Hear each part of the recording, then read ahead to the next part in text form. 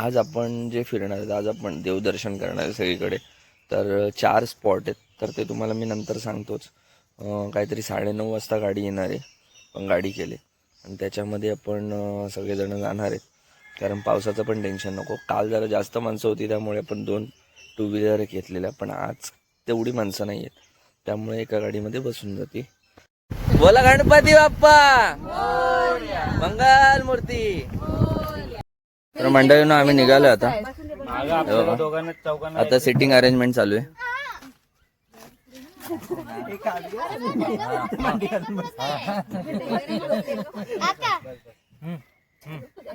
वर वर वर ठेव.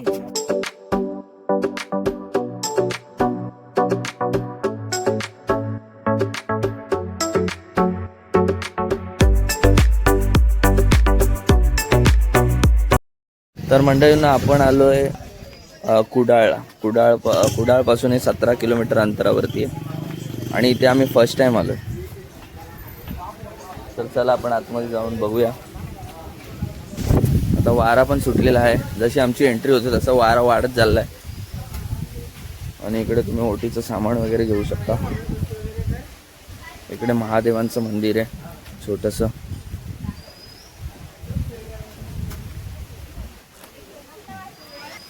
आमची मंडळी बघा किती आहे.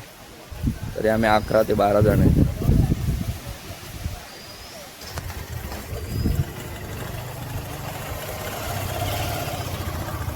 मंदिर किती मोठं आहे.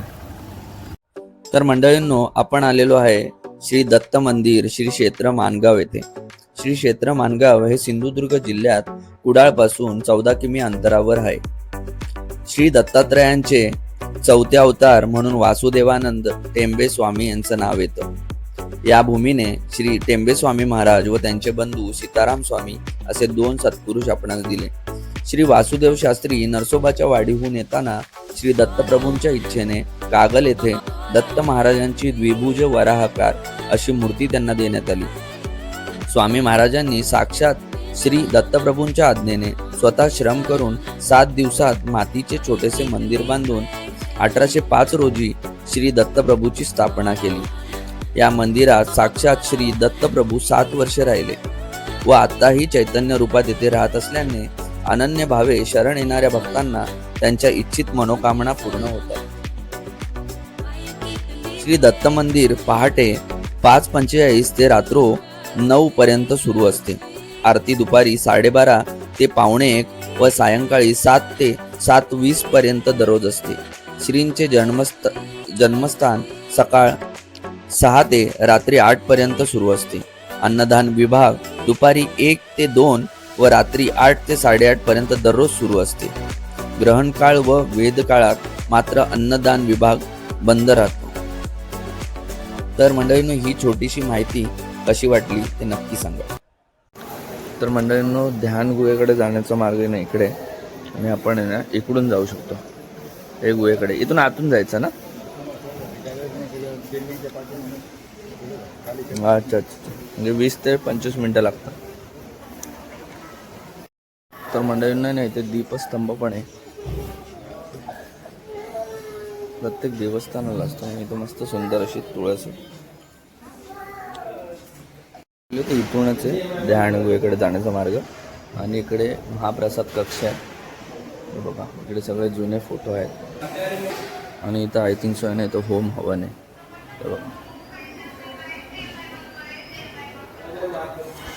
तर मंडळींनो मस्त दर्शन झालं. आता आपण निघतोय कोणकेरी देवीला जायला आणि बघूया हळूहळू तुम्हाला एक स्पॉट सांगतो. इथून माहिती नाही किती डिस्टन्स आहे. 20 ते 30 किलोमीटर असेल. चला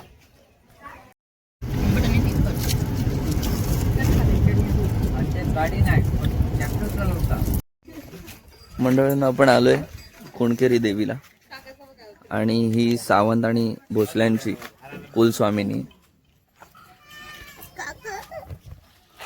चलो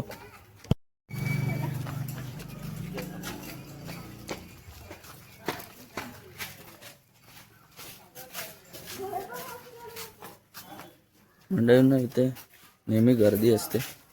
जागृत देवस्थानी.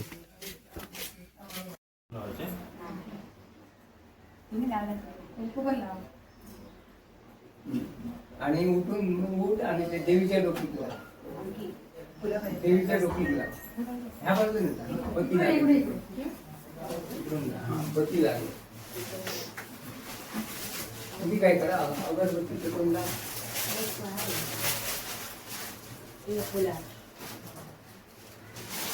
फुलं आहेत तर फुलं घालून द्या.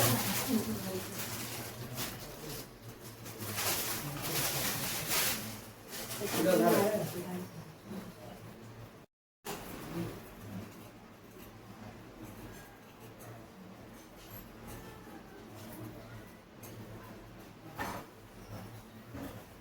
त्यानंतर मला सांगा, खाली वर 5 वेळा करून ठेवायचं. तसंच दुसरा पण नारळ तसाच, दुसरा आहे तसाच कोट्याने. खाली वर 5 वेळा करून ठेवायचं.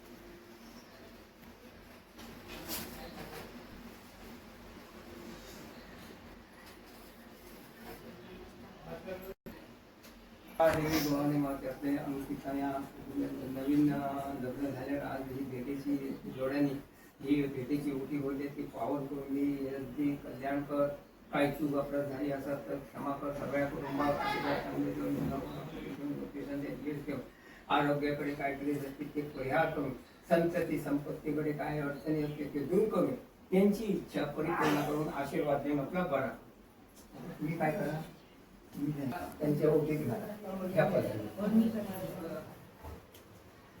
आणि अंगानं इथे वाटी काय लावा. तीर्थ द्या. तीर्थ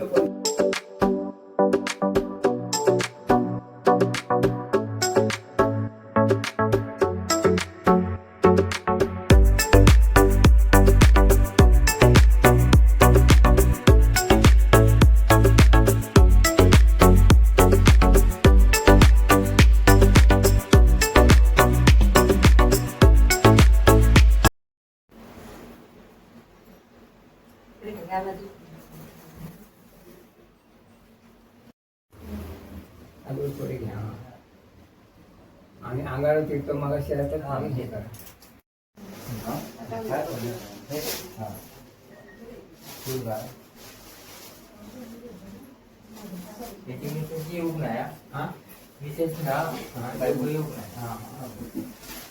यांचं नाव सांगा ना. बा देवी भवानी माते असलेले तुझ्या दर्शनाकडे काय असलेले अडचणी आजच्यापासून परिहार करून, त्यांची इच्छा परिपूर्ण करून आशीर्वाद देऊन आपला बरा. तसं त्या अंगावर लावा जाईल का? हो.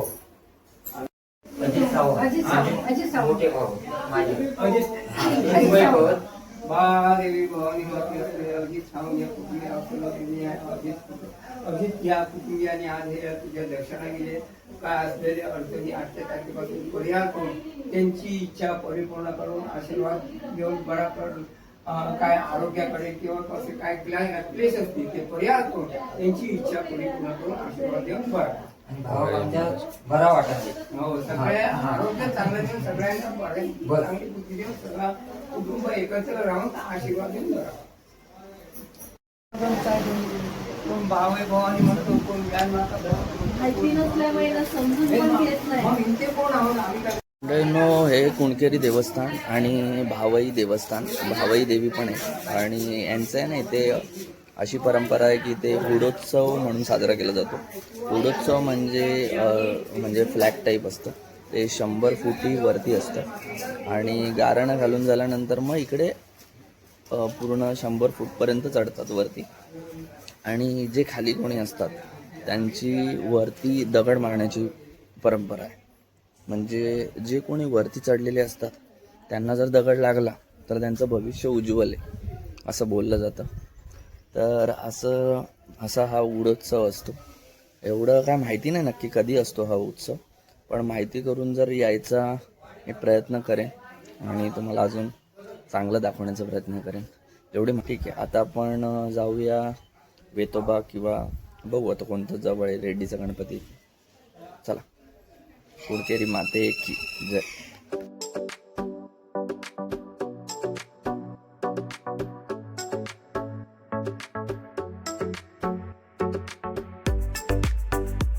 तर मंडळींना आपण वेतोबाला पोचलोय आणि समोरच आपल्या समोरच वेतोबाच्या समोरच इथे सातेरी आहे, तिचं पण दर्शन घ्यायचं आहे. पण पहिले आपण वेतोबाचं दर्शन घेऊया.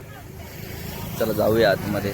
आणि video shooting may be allow नाही आहे वाटतं. लास्ट टाईम आलेलं तेव्हा आम्हाला बोललेले, पण बघूया जेवढं कवर करता येईल तेवढं करूया. तर मंडळी चला एंटर करूया आतमध्ये.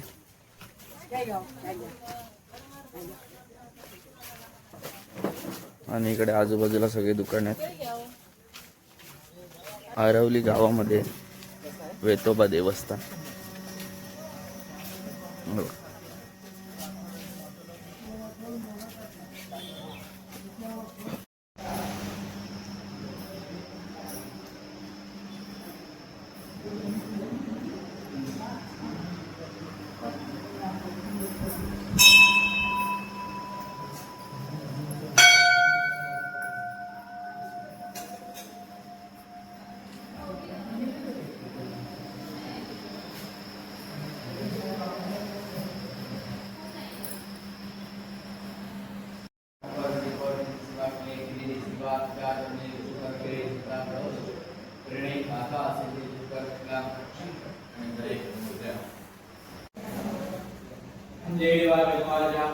ते 1 ते 1.5 फुटापर्यंत चपलांची साईज.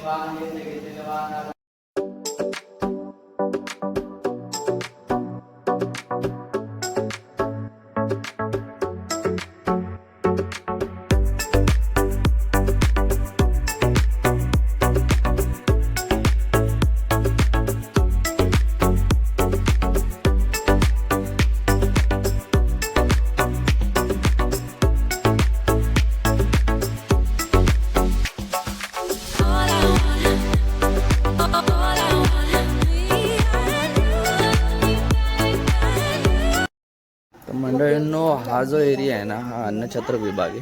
इथे महाप्रसाद मिळतो. पण याची वेळ जी आहे ना ती 1 ते 3 आहे. आणि 5 रुपये फक्त कुपन घ्यायचे. आणि हे बघा, हा असा एवढा मोठा परिसर आहे. वेतोबा म्हणजे वेता.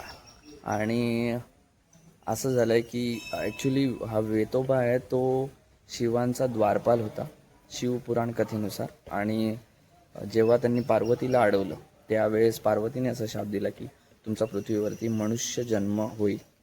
तर त्या दिवसापासून ॲक्च्युली वेतोबा हे आपलं माणसाचं रक्षण करतात रात्री. आणि त्यामुळे ना त्यांचे जे पायात घालणारी जे जोडे ते झिजतात. आणि असं बोललं जातं की इकडे नवस वगैरे आपलं जर इच्छा पूर्ण झाली तर मी तुम्हाला जोडे अर्पण करेन. आणि त्यामुळे आपण त्यांना जोडे अर्पण देतो. तर ते ॲक्च्युली इथे बंद केलं आहे. कारण बरेच असे नवस होतात जे कंप्लीट होतात आणि मग जे जोडपे म्हणजे जोडे ते इथेच राहतात. त्यामुळे मे बी त्यांनी ते बंद केलं असेल, पण नाहीच येते. तर अशी एक छोटीशी स्टोरी. आणि वेतोबाला जे नैवेद्य म्हणून दिलं जातं ते केळ्यांचं घड, जे तुम्ही आता बघितलं बाहेर, ते केळ्यांचं घड त्यांना नैवेद्य म्हणून प्रसिद्ध आहे. चला आता आपण जाऊया सातेरी देवीकडे.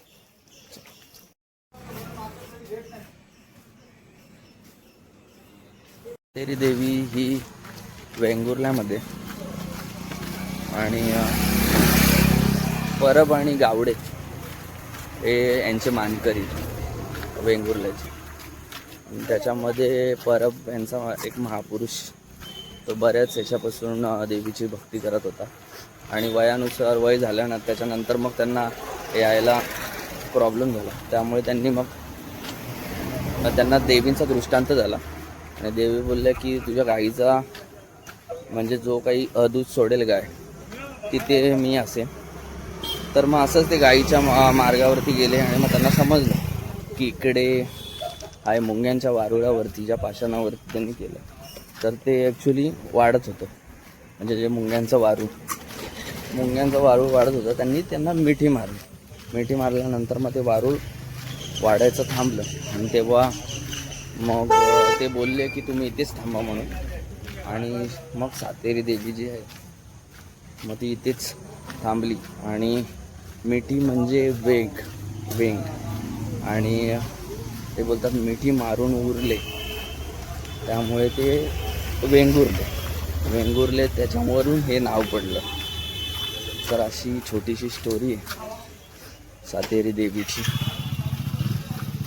पाया पडून घेऊया आपण.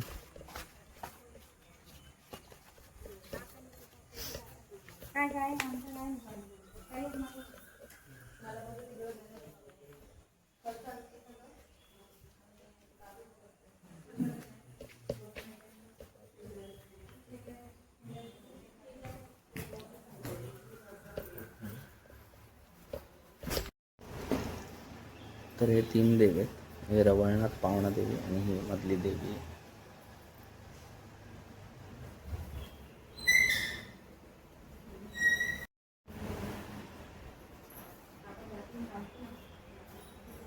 चला मंडळींनो आपण काय कसलं हा रे ओव्याचं पाणी हे बघ ओव्याचं पाणी. आपण फिरलो आता बरेच प्लेस केले. नाही बोलता बोलता 4-5 प्लेस झाले आणि पावसाने पण आपल्याला साथ दिली. चला आता आपण घरी निघूया जायला. इथून जायला आपल्याला 1 ते 1.5 तास तरी लागेल. चलो.